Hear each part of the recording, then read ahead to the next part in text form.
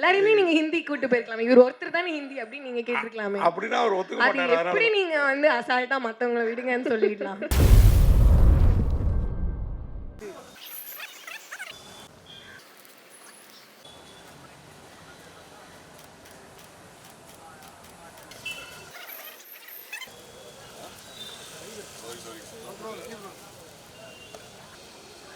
ஃப்ரண்ட்ல வராதீங்க sir friend sir bro ஒரு பொசிஷன் நின்னுடா ஒரு பொசிஷன்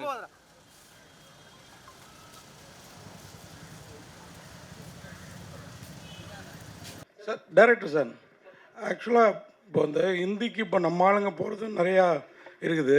இப்போ அர்ஜுன் தாஸ் மாதிரி ஒரு திறமைசாலியை நீங்கள் ஹிந்தி கூட்டு போயிருக்கலாமே. அது மற்றவங்கள விடுங்க, அங்கே கூட்டு போய், ஏன்னா அவரோட வாய்ஸ்லேருந்து ஐஸ்லேருந்து எல்லாருமே சொல்கிறாங்க இல்லையா? பண்ணுறோம் சார், பண்ணுறோம்.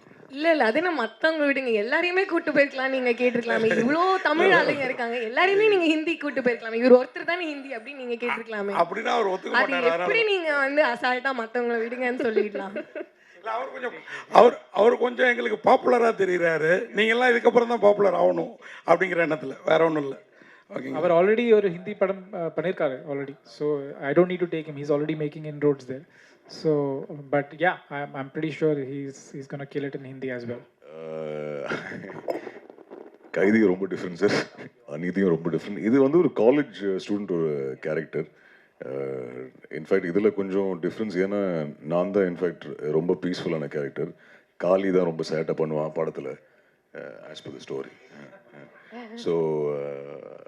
ஸோ அந்த வகையில் ஒரு டிஃப்ரென்ஸ். இன்ஃபேக்ட் நான் காலேஜில் நான் சீனியர், அவன் ஜூனியர், அண்ட் நமக்குள்ளே நடக்கிற பிரச்சனை பற்றி தான் இந்த கதை. ஸோ கொஞ்சம் டிஃப்ரெண்ட்டாக இருக்கும் நம்புகிறேன் சார். நீங்கள் ஃபர்ஸ்ட் பார்த்து நீங்கள் இல்லை சார். டேரக்டர் சார் கொடுங்களேன். ஆனால் அது லோகேஷ் சார் தான் என்ன சொல்லணும், கூப்பிட்டாருன்னு நல்லாயிருக்கும்.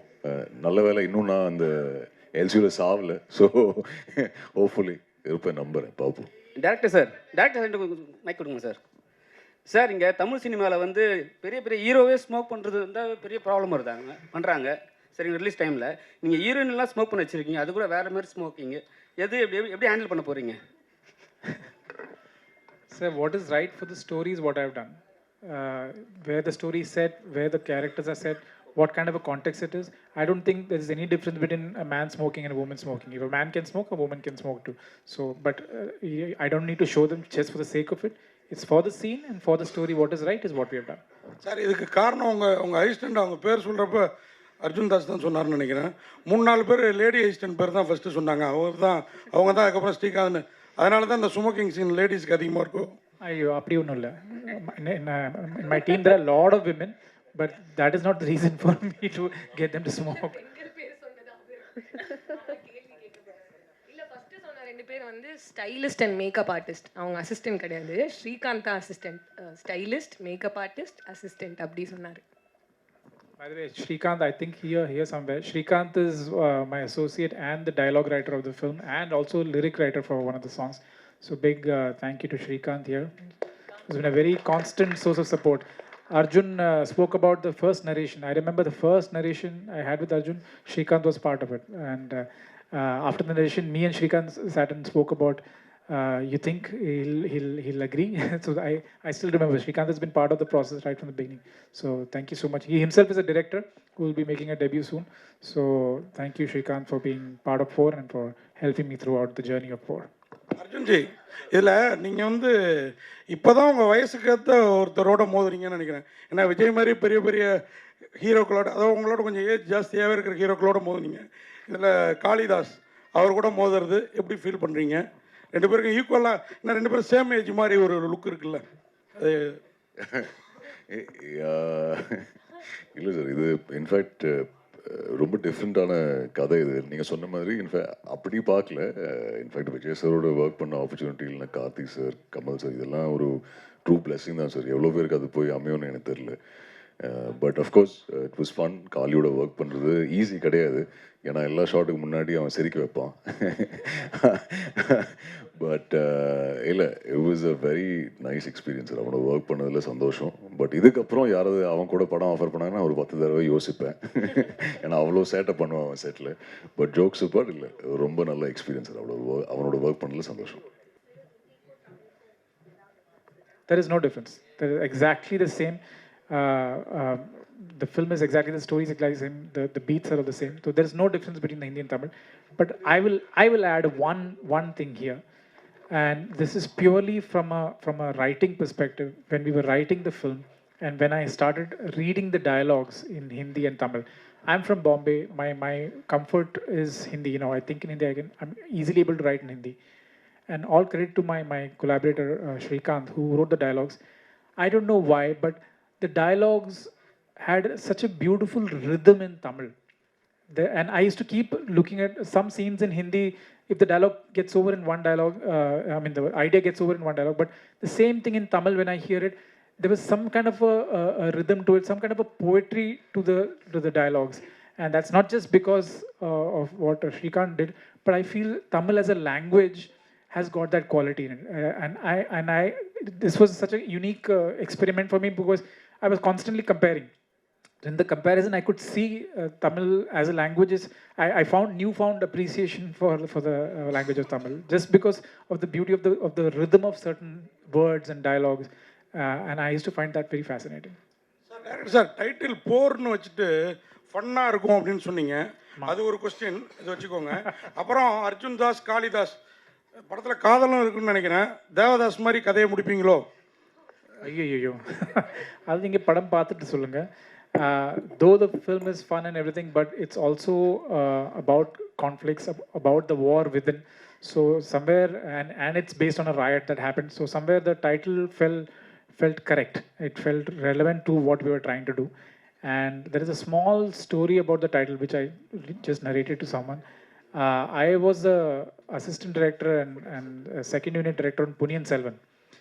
So we were shooting in Hyderabad, and the stunt master was shouting on the mic to all the Andhra junior artists, and they were not understanding. So there was another translator who was announcing and yelling.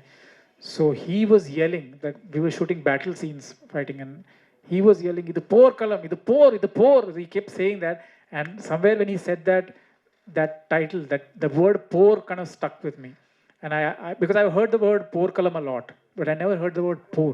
So when I understood that this is what it meant, I remember sitting in that set is when I called my friend in Bombay and I said that please register this title. I want this title "Pour" for my film, and that's how it came about. And all thanks to Suresh Balaji sir, who's been so support. I'm here today because of Suresh Balaji sir. My first short film, I remember he's the one who helped me, and till now, even this title registration was done by Suresh Balaji sir. So thank you so much, Suresh sir. Sanjana madam, நீங்கள் கோச்சிக்க கூடாது. Banu madam, நீங்கள் அர்ஜுன் தாஸோட சிறப்புகளை சொன்னோம், voice ஐஸுன்ட்டு. உங்கள்ட்ட ஏதோ ஒன்று பெக்குலியராக இருக்குது, அது என்னென்னு யாராவது சொல்லியிருக்காங்களா? இந்த கர்லிங் ஹேரோ, ஐஸோ, அந்த மாதிரி.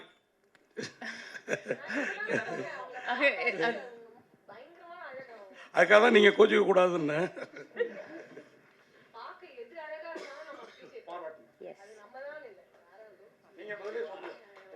நீங்கள் சொல்லிட்டீங்க, அவங்க சொல்லிட்டீங்க, நான் என்ன சொல்லுவேன்? மக்கள் தான் சொல்லணும். அடிக்கடி சொல்லுவாங்க, முதல் படத்துலேயே அதுக்கப்புறம் ஆரம்பிச்சதுக்கப்புறம் சில டைம் வாய்ஸ் சொல்லுவாங்க, சில டைம் கண்ணு சொல்லுவாங்க, சில டைம் ஏதோ நடிப்பு இது இதுன்னு சொல்லுவாங்க. ஸோ அவங்களுக்கு என்ன பிடிச்சிருக்கோ சொல்லுவாங்க. இப்போ என்ன உடம்புக்கு என்ன ப்ராப்ளம்? காலில் அடிபட்டுச்சு. ஆமாம். டைரக்ட் சார் இங்கே ஆக்சுவலாக காதல் தேசம்னு ஒரு படம் வந்தது. அதில் அப்பாஸ் வினித் இருந்தாங்க. ஸோ அதுவும் பயங்கரமாக ஒரு பொண்ணுக்காக நடந்த போர் மாதிரி தான் இருக்கும் கடைசியில். பட் இதுவும் 2 பேரும் அதே மாதிரி தான் இருக்குது. ஏன்னா ஒரு சாக்லேட் பாய் எல்லா படத்துலையும் அப்படி காமிச்சிருப்பாங்க காலேஜ் ஜெயராம. ஆனால் இந்த படத்தில் 2 பேருமே ரகடாக இருக்கிறாங்க. அவர் வாய்ஸ் மட்டும் தான் அப்படி இருந்தது, ஆனால் பட் ஃபேஸ் வேறு மாதிரி இருக்கும். ஆனால் காமிக்கும் போது போர் மாதிரியே இருக்குது. இதுவும் ஒரு பொண்ணுக்கான போராக இருக்குமா? இது ஒரு பொண்ணுக்கு நடக்கிறது போர் இல்லை. அது I know you might think like that, but I think I would want you to watch the film to understand. But it's not, definitely not that they're not fighting for a girl, for sure. Definitely, we have addressed there is ragging in the film. In fact, some part of the trailer also you can see that we have shown some shots of ragging. So, and all that we have borrowed from real incidents, from from what my writers, me, we've all gone through different stages of ragging in college. So we have tried to borrow everything from what we all experienced and put it in. Director sir, அது மாதிரி producer நான் கூட மறந்துட்டேன், எங்களில் ஒருத்தர்னு சொன்னார். எந்த அளவுக்கு உங்களுக்கு கோஆப்ரேட் எங்கள் கூட அவரும் ஜேர்னலிஸ்ட்டாக ஒர்க் பண்ணதா இப்போ பார்த்துட்டு சொன்னார் ப்ரொடியூசர். ஒரு மது சார் எந்த அளவுக்கு உங்களுக்கு கோஆப்ரேட்டிவாக இருந்தார், சப்போர்ட் எந்த லெவலில் இருந்தது? ஏன்னா ரிச்சாக இருக்குது படம், பயங்கர ரிச்சாக. Thanks to them, thanks to my producers. But again, I want to extend a big thank you to Madhu and Prabhu, who came on board. I remember we had already started shooting. We were in Pondicherry and shooting, and we were looking at partners to come on board to mount the film properly, because we didn't have the full budget to make the film. We started shooting, but we didn't have the budget, and that's when they came on board. And I think I remember Madhu drove down. ஆக்சுவலாக இப்போ இருக்க நம்ம தமிழ்நாட்டில் வந்து India முழுக்க வந்து ட்ரக்ஸை வந்து கம்மி பண்ணணும், பிடிக்கணும் அப்படின்னு சொல்லி ரொம்ப கவர்மெண்ட்லாம் இது பண்ணிட்டு இருக்காங்க. பட் ஆனால் படத்தில் வந்து நம்ம கேஷுவலாக காமிச்சிட்டு போயிடுறோம். இப்போ இருக்க பெண்கள் எல்லாமே ஐடி ஒர்க் பண்ணுறவங்களும் இருந்தாலும் சரி, காலேஜ் ஒர்க் பண்ணுறவங்களும் இந்த ஸ்மோக் பண்ணுறது இதுவாகி அதை தாண்டி ட்ரக்ஸும் காமிக்க ஆரம்பிச்சிட்டாங்க. ஸோ இதை எப்படி பார்க்குறீங்க? படத்தில் பண்ணும்போது சீனுக்கு நம்ம பண்ணுறோம் அப்படின்னு இருக்கு. ஸோ இதை நம்ம கம்மி பண்ணலாம்ல? அப்படி சரி, ஓகே. நான் இது வந்து இந்த கொஸ்டினுக்கு நான் ஒரு 2 டைப்ஸாக ஆன்சர் பண்ணுறேன். இப்போ ட்ரக்ஸு, ஆல்கஹால், இல்லாட்டி ஸ்மோக்கிங் இதுவாக வேணா இருக்கட்டும், தப்பு தான். அது ஏன் தப்புனா, அது நம்மளோட it's probably not good for our health. நமக்கு அது வந்து ரொம்ப நாள் வாழ விடாது அப்படிங்கிற ஒரு ஃபேக்டர் ஒன்று இருக்கிறதுனால அது தப்புன்னு நம்ம அதை வந்து கிளைம் பண்ணுறோம். அது வந்து ஸ்க்ரீனில் பண்ணாலும் ஆஃப் ஸ்க்ரீன் பண்ணாலும் தப்பு தான்.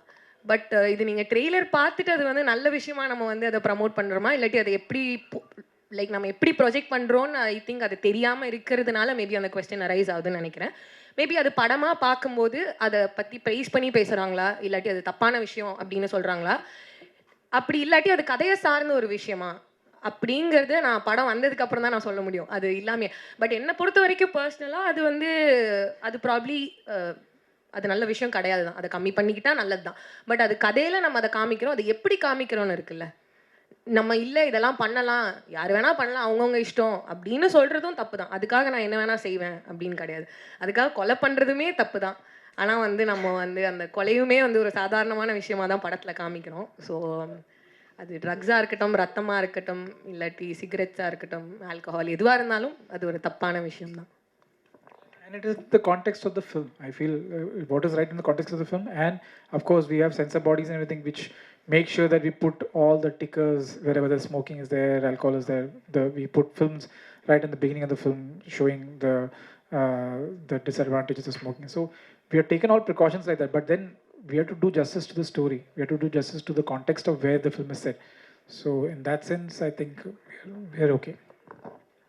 Yes. Thank you, press, thank you, team. Or a group photo kaga.